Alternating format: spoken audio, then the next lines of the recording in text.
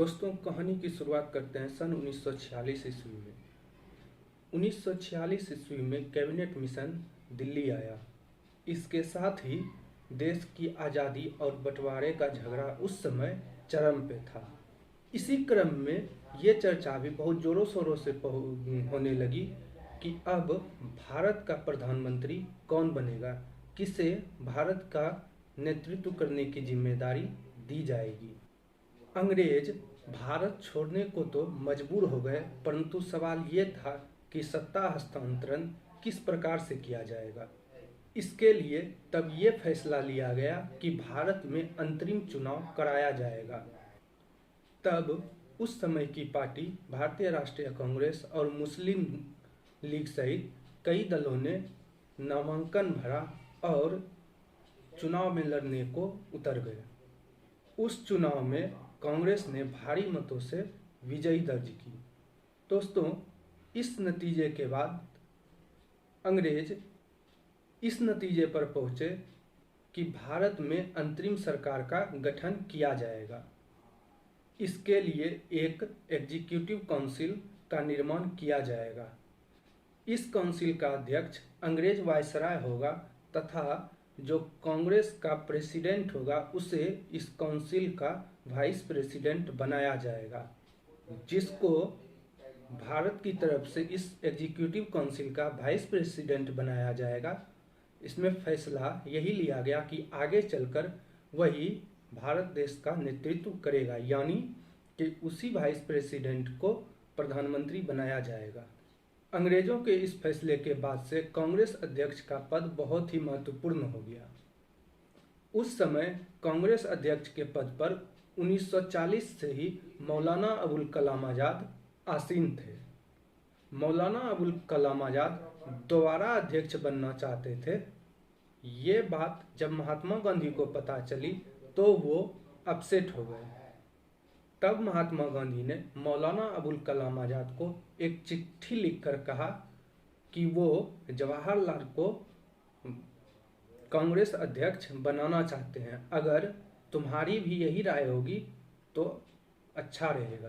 तुम बयान जारी करके चुनाव लड़ने से मना कर सकते हो। इस बात का जिक्र राजमोहन गांधी ने अपनी किताब पटेल अ लाइफ में किया। दोस्तों, यहाँ पर बात सिर्फ मौलाना आज़ाद तक ही सीमित नहीं थी। नेहरू के पक्ष में गांधी के खुले समर्थन के बावजूद कांग्रेस कमेटी में कई ऐसे सदस्य थे जो सिर्फ सरदार वल्लभ भाई पटेल को कांग्रेस अध्यक्ष बनाना चाहते थे। अध्यक्ष पद के लिए नॉमिनेशन की आखिरी तारीख 29 अप्रैल 1946 थी।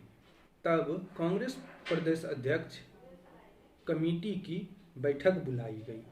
इस कमेटी में 15 लोगों को मतदान करने का अधिकार था। 15 लोगों में से 12 लोगों ने सरदार वल्लभ भाई के पक्ष में मतदान किया तथा 3 जो बच गए थे उन्होंने किसी के पक्ष में भी मतदान नहीं किया। गांधी जी की इच्छा को समझते हुए जेबी कृपलानी के प्रयास से कुछ वर्किंग कमेटी ने जवाहरलाल का नाम आगे किया। हालांकि प्रदेश कांग्रेस कमेटी के एक भी सदस्य ने जवाहरलाल नेहरू के पक्ष में मतदान नहीं किया।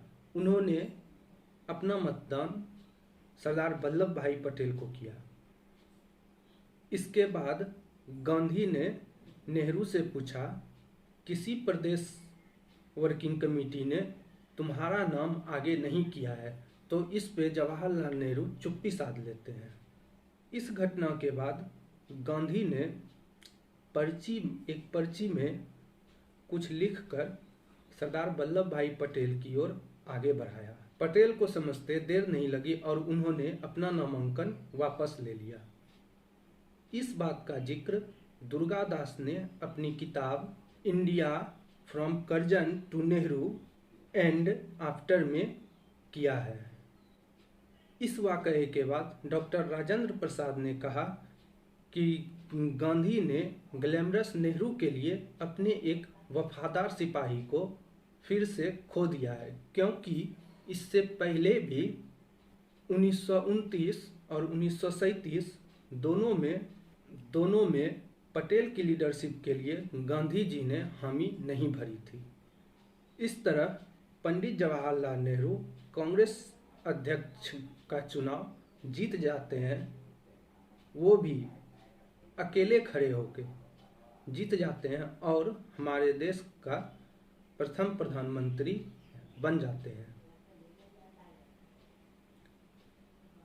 अब इसमें कंक्लूजन यही निकलता है कि